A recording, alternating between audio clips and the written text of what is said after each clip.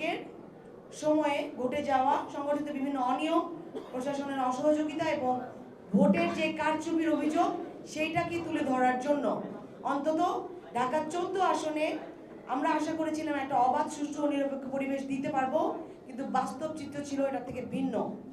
নির্বাচন চলাকালীন ও ফলাফল প্রক্রিয়ায় একাধিক অনিয়মের ঘটনা ঘটে, যা পুরো প্রক্রিয়াকে এখন প্রশ্নবিদ্ধ করেছে।